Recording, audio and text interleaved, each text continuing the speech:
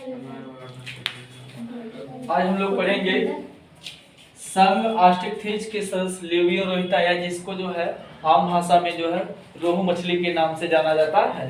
पिछले वीडियो में हमने जो है इसके लक्षण के बारे में पढ़ा था, मतलब इसकी विशेषता क्या होती है। तो यहाँ पर हम पढ़ेंगे रोहू मछली के बारे में या लेवियो रोहिता के बारे में।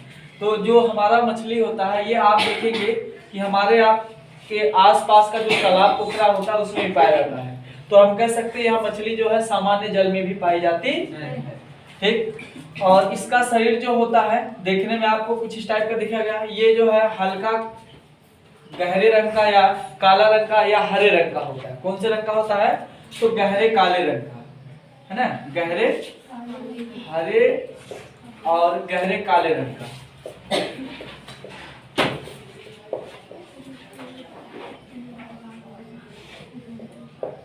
ठीक है, बात सुनिए। इसका जो कलर होता है वो कैसा होता है आपको पता होगा। बाकी मछली के बारे में जो ज्यादा आपको समझाने की जरूरत है नहीं, आप लोग जानते हैं। कुछ के मुंह में लाल भी आ गया होगा, ठीक है ना। मसाला वसाला की व्यवस्था कर लिए होंगे। तो ये मछली जो है इसका शरीर जो होता है धारा रेखित होता है। धारा रेखित का मतलब उसके अंदर ऐसी क्वालिटी पाई जाती है कि वो पानी या धारा रेखित का मतलब होता है जैसे चिड़िया का जो शरीर होता है वो भी धारा रेखित। धारा रेखित का मतलब होता है जिसका अगला सिरा नुकीला हो और उसमें जो है किसी भी हवा या पानी जैसे माध्यम को फाड़ने की क्षमता हो। जैसे मान लीजिए आपसे बोला रहा है कि आप जो है देखेंगे कि जो जहाज होती है उसका सिरा नुकीला क्यों होता है। पता लगा ऐसे लगा दिया पल्ली टाइप का बढ़िया से दरवाजा टाइप का, तो जहाज डूबे नहीं करेगा, हवा रोक लेगा उसको, ठीक है ना। अगर वही नुकीला रहता तो क्या करता, हवा को चीरता हुआ चला जाता।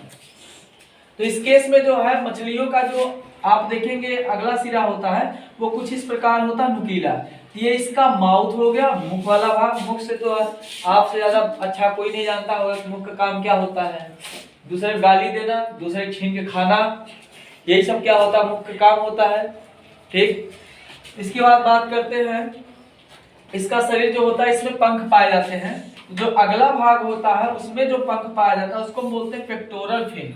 पेक्टोरल फिन जो होता है ये इसको कूदने में और ग्लाइडिंग का मतलब विसर्पण। विसर्पण का मतलब नहीं जानते हैं, जैसे मान लीजिए एक केचुआ दूसरे केचुआ के ऊपर से चल के जा रहा है और नहीं समझ में, मान लीजिए आपको कहीं पर लकड़ी ले जाना है, लकड़ी का टुकड़ा जो वो बड़ा है, क्या करना है, लकड़ी का टुकड़ा जो वो क्या है बड़ा है, उसके नीचे आप क्या करेंगे, पतला पतला लकड़ी डाल देंगे। इसके बाद लकड़ी के ऊपर से जब लकड़ी सरका के ले जाएंगे तो उसको क्या बोलते हैं, ग्लाइडिंग बोलेंगे। या एक सांप दूसरे सांप के ऊपर से चढ़ के जो या सांपों के ऊपर से चढ़कर निकल जाता है तो उसको क्या बोलेंगे, ग्लाइडिंग या विसर्पण।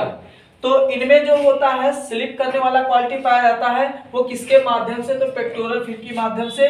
ये इससे कूदने और ग्लाइडिंग संबंधी दोनों प्रकार का कार्य करते हैं, ठीक। फिर बात करते हैं इसका जो नॉस्ट्रिल होता है। नॉस्ट्रिल का मतलब नासा छिद्र, नाक का जो छेद होता है उसका काम क्या होता है आपको पता होगा कि नाक जो एक संवेदीयक है, ये सूंघने संबंधी कार्य करता है। फिर इसके बाद जो है आंख जो है तो देखने और देखने संबंधी काम करता है, ये भी संवेदीयक में काम किया जाता है।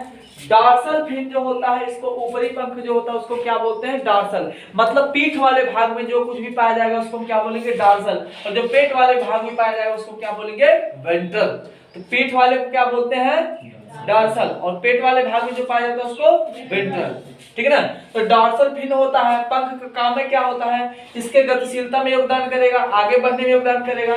फिर बात करते हैं कि इसमें एनल फिन, मतलब इसका जो एनस वाला पार्ट होता है, जो शरीर का उत्सर्जी अंग होता है, वो इसी पंख के पीछे पाया जाता है या इसी पंख के से सटा होता है, इसीलिए इसको क्या बोलते हैं, एनल फिन। मतलब ये जो कुछ भी उत्सर्जित करेगा अपने शरीर से, ये क्या करेगा, इस पंख की सहायता से इसके शरीर से दूर कर दिया जाता है। फिर जो बात करते हैं कडल फिन जो होता है, तो ये इसका जो है दिशा परिवर्तन में, जैसे पक्षियों और जहाज में आप देखेंगे कि पक्षियों का जो पूंछ होता है वो कुछ इस टाइप का होता है, पीछे जो है निकला हुआ होता है ना। जहाज में आप देखेंगे कि उसमें भी जो है ऐसे निकला होता है जहाज में। तो ये जो है पीछे वाला जो पार्ट होता है वो किसी भी जीव में होगा, उड़ने वाले में या पानी में तैरने वाले में, तो दिशा परिवर्तन का काम करता है। तो ये जो कडल फिन होता है help in changing of direction, या दिशा परिवर्तन में क्या करता है, योगदान करता है, ठीक है ना। बात सुनिए, मुझे नहीं लगता है इसमें कुछ बचा है। इसके शरीर पर जो है आपको देख रहे हैं कि इसका शरीर देखने में कैसा होता है, धारा रेखित होता है, ठीक। आगे छोड़िए।